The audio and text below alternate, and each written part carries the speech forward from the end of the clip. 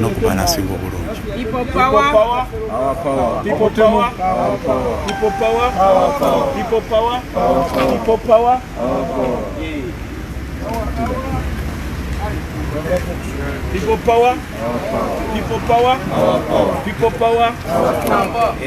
Bakadde bange olwaleero nga bwe twabasuubiza ng'ennaku z'omwezi 27 omwezi ogwokubiri 2020 twasazeewo naffe nga abalivinga e South Africa okulaga obutali bumativu engeri Museveni gyagezaako okutta abantu batta abantu ba brutalizing daylight abantu basaanyizaawo basibye abantu takkiriza abantu kwogera takkiriza ki teri kintu kyonna kyonna Uganda bannayuganda tulinga abaasibwa abali mu kkomera tulinga abaawambibwa ensi tugamba ffe abali wano e South Africa nti ekimala kimala time is now. Museveni must go. Museveni must go. Museveni must go. Uganda mwenna tokalo bategeza tuli mu lutalo tuli mu kulwanyisa nakyemalira tuli mu kulwanyisa omutugumbuzi w'abantu omusajja ono kuva ku mulembe gwennyini nga Jambuyinza mukimanyi mu Jambuyinza yali musajja nga wakutta abantu. For 35 years he has been killing people. For 35 years he's been imprisoning people. He has killed our sisters. He has killed our brothers. He has killed everyone. We want to say to fellow Ugandans, it's time to fight back. It's time to fight back the dictator. It's time to revenge. It's time for us to stand up and say enough is enough. It's time for us to stand up and say enough is enough. We have had enough of this man. Ugandans must not lose courage. Don't lose your courage. Don't lose your strength. Don't lose the vision for this. People power. Bannayuganda temusirika. Bannayuganda temugwamu maanyi. Bannayuganda ono omusale tugenda mutwala obutiitiizi obuliwo bonna obw'okutta abantu. Obutiitiizi bonna obuliwo obw'okusiba abantu mu makomera. Abantu baffe babasse. Bariita babasse. Bazigi babasse. Badaniel babasse. Bwe budde abantu bonna okusituka. Ng'era Mandela bwe yayogera n'agamba nti the only way you can fight a violent regime is by responding through self-defense. Kakati naffe tugenda kuba responding mu self-defense nga bwe twetaasa kunakyemalira ono. Mwebereremu tulwanise omusajja musituke temugwamu banyi. Bino byakola bya kututiisatiisa. Bino byakola bya kutiisatiisa bannayuganda. Kubanga tukimanyi nti ono omusajja mutemu saabatemu mubbi saababbi babbye buli kantu kaabwe buli kantu baakabba ate ko bateeka n'okutta abantu. Tuleke okukkiriza. People power. People power. People power. People power. People power. Our power. Our power. Olwaleero twagala tulaga okwennyamira kwaffe eri baganda baffe be basse olunaku lwajjo Museveni yasse abantu live daylight bayassa abantu n'abakuba amasasi naye ng'agezaako kuleeta embeera etiisatiisa bannayuganda ebintu ebyo tugenda nga tubisuubira fe abali mu struggle abaagala change agenda gezaako kukola ebisoboka byonna nga bw'atta abantu bw'abaleka n'abasula mu public yamala okutta liita omwami yava yali emabega nga twakamala omuziika ate n'amala natta abantu abalala tetugenda kukkiriza mbeera eyo kutambula tulabula bannayuganda bonna tubabuulira nti mubeere agenda atukangakanga nga bwatusulamu abantu bwatta abantu ekyawo obukodyo bwayagala okukozesa naye ffe tetugenda kubanga tubukkiriza tugenda kwekwatira wamu. Time is now. People power. People power. People power. We ask, we call the international community. We call on the Ugandan embassy. We call on the American embassy, British embassy, South African embassy. The SABC has given us coverage today to report the junta. We are very, very pleased, even though we are sad that we are taking on the junta. We ask on the international community to look at what is happening in our country. There is a deliberate killing of innocent Ugandans because of opposing the junta who has been in power for 35 years. It's time to fight back. We will never give up. We will never give up. People power. Our power. People power. Our power. People power. People power. Our power. People power. Our power. Bannange nkubiriza buli mukyala yennanga oli muna Uganda mu nsi Uganda mu nsi mwenna mwe tuli bannange enough is enough. Njogera nga ndi mukazi nga amaziga gampitamu nga they are killing our children, they are killing our people. Bannange tukoye Museveni, you must go. We are sick and tired of you. You are killing our people. You are killing our children. Chino chimala. Joba aziselita.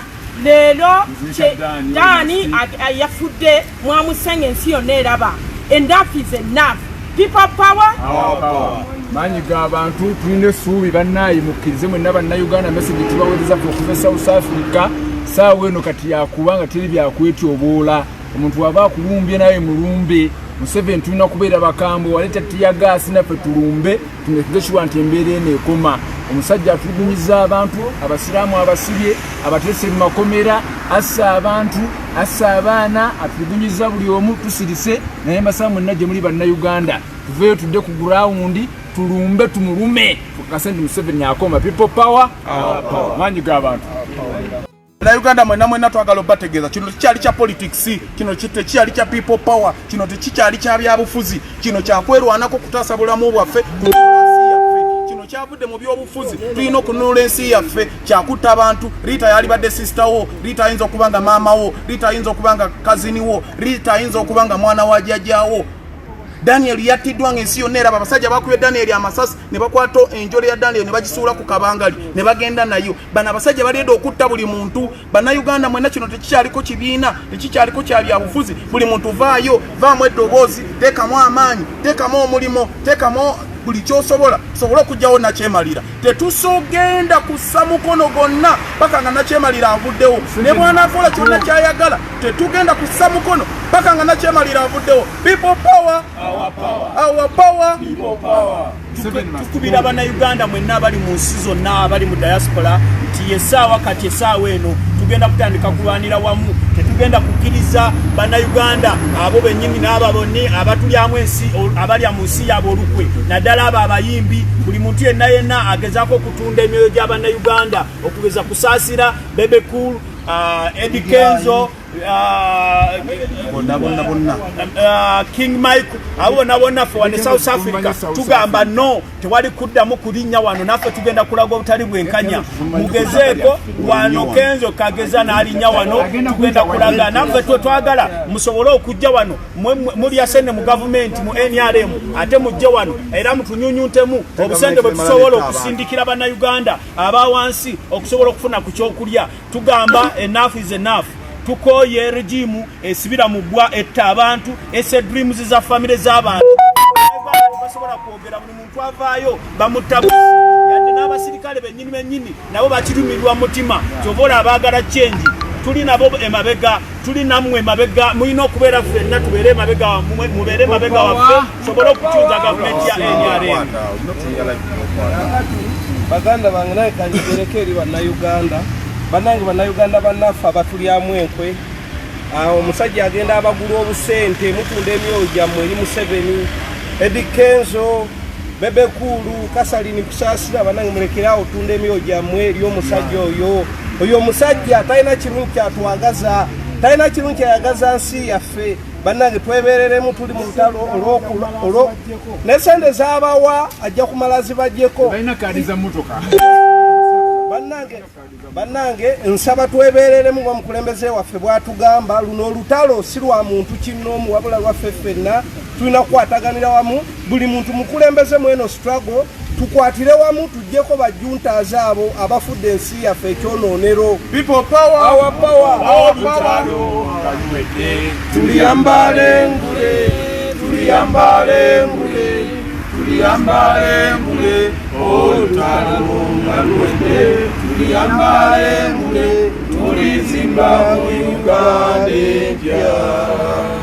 Obusosoze nga buwedde, tuliyambale ngule, tuliyambale ngule, tuliyambale ngule, obusosoze nga buwedde, tuliyambale ngule, tulizimba Uganda. Bannayuganda mwenna twagala obakakasa tuli mabega wammwe, tuli wamu nammwe, tulwana nammwe, tulumwa wamu nammwe, tulimu ffenna olw'okutwala nakyemalira. Olw'okuba nakyemalira kiraba nti obudde buweddeyo akozesa obusajja bwe butumwine byotafiire obona obusajja obumwetoolodde obuli mu poliisi. Abantu be mwalabye nga batta abantu eyo si poliisi. Ago magye ga Museveni agasindika nga purposely yagasiitinze gagende gatta abantu. Temukkiriza kuggwamu maanyi. South Africa yakirimu, bamandera bakirimu, battibwa abantu bonna naye tebaagiving up.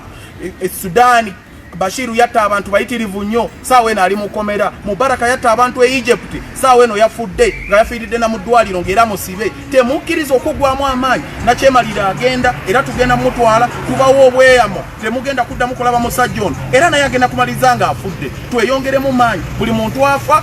One death to one is a death to all of us. Buli muntu afa ayongera tuzukusa sobola okujjawo omusajja ono. Abasajja bano batufuukidde ddala ekizibu. Be batutte buli kantu, be batta buli muntu, be natagambwako mu nsi eyaffe. We will never give up. We will never give up. We will never give up.